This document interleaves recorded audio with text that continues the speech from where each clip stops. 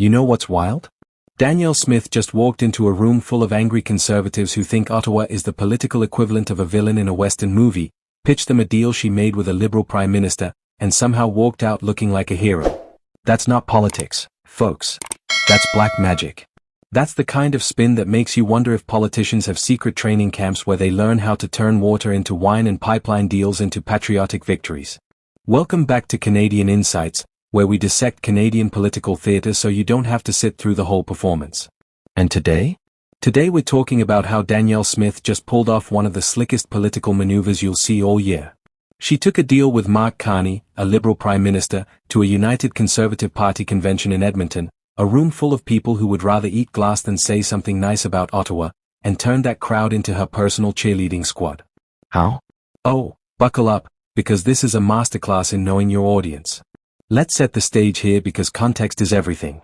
The UCP just held their annual general meeting in Edmonton, which for those who don't follow Alberta politics closely is basically like Conservative Christmas. It's where party activists, the hardcore faithful who knock on doors and organize rallies and argue about policy on Facebook at 2 a.m, all gather to celebrate their team and air their grievances. And trust me, these folks have grievances. They're frustrated with federal interference, furious about equalization payments, convinced that Eastern Canada treats Alberta like an ATM machine that occasionally complains. So when Danielle Smith shows up having just signed a pipeline deal with a Liberal Prime Minister, you'd think the crowd might be skeptical.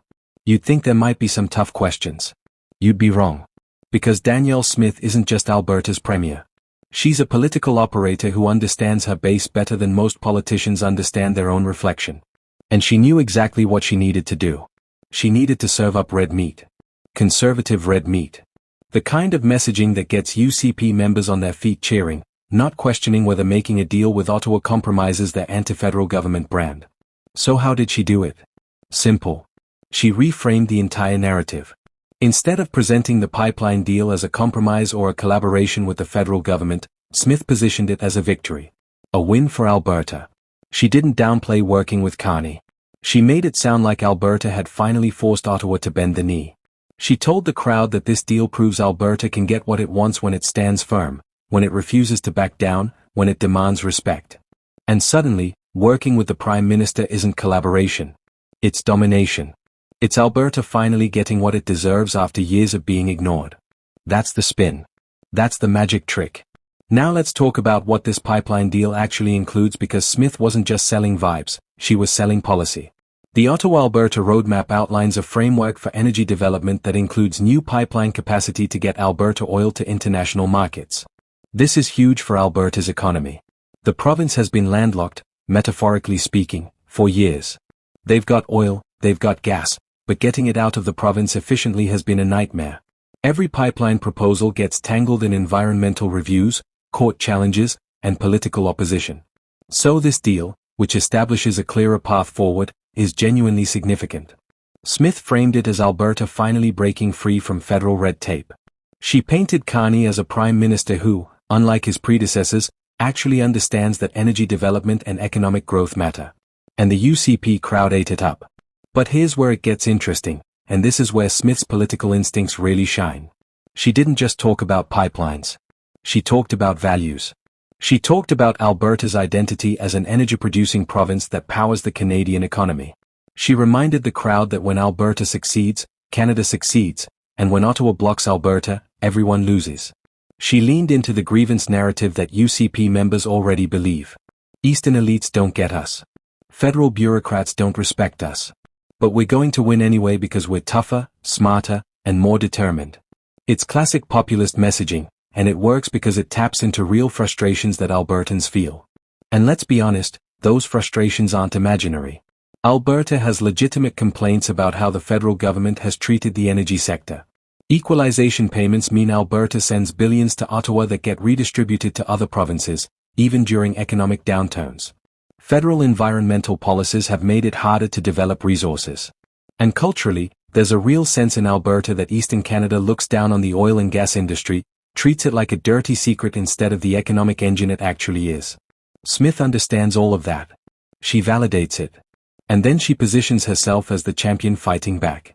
Now, the title of this whole thing references Smith serving up conservative red meat, and I want to break down what that actually means because it's a phrase that gets thrown around a lot. Red meat politics refers to delivering the kind of rhetoric and policy positions that fire up your base, the activists, the true believers. It's not about appealing to moderates or swing voters. It's about energizing the people who are already on your side, making them feel heard, making them feel like you're fighting for them. And at a UCP convention, red meat means attacking Ottawa, defending the oil and gas industry, pushing back against environmental regulations, and celebrating Alberta exceptionalism. Smith delivered all of that in spades. She didn't water down her message. She didn't try to appeal to progressives or environmentalists. She knew her audience, and she gave them exactly what they wanted to hear. But here's the thing, and this is where Smith's political savvy really stands out. She managed to thread a very tricky needle.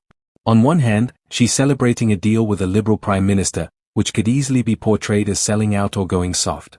On the other hand, she's maintaining her reputation as a fighter, as someone who doesn't bow to federal pressure. How does she do both? By controlling the narrative. She made the deal about Alberta winning, not about Ottawa being generous. She made it about strength, not compromise. And because she delivered that message with confidence and conviction, the UCP crowd believed her. They didn't see collaboration. They saw conquest. Let's zoom out for a second and talk about what this means for Alberta politics and Canadian politics more broadly.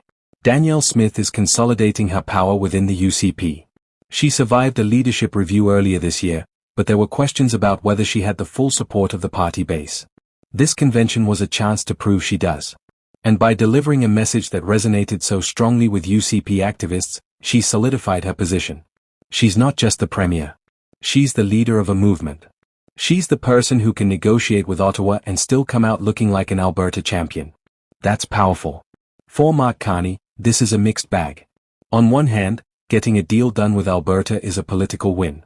It shows he can work with provincial governments, even conservative ones. It positions him as a pragmatic leader who prioritizes national unity and economic growth. But on the other hand, Smith is using this deal to strengthen her own anti-federal government brand. She's not giving Carney credit in a way that helps him politically.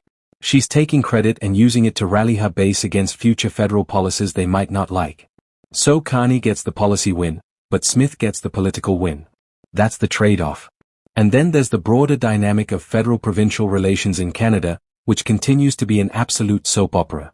Alberta and Ottawa have been feuding for decades, but the intensity has ramped up in recent years. Climate policy, energy development, equalization, constitutional questions, it's all on the table. And Smith is positioning herself as the premier who won't back down, who will fight for Alberta's interests no matter what. That plays incredibly well in Alberta, but it also deepens the divide between the province and the rest of Canada.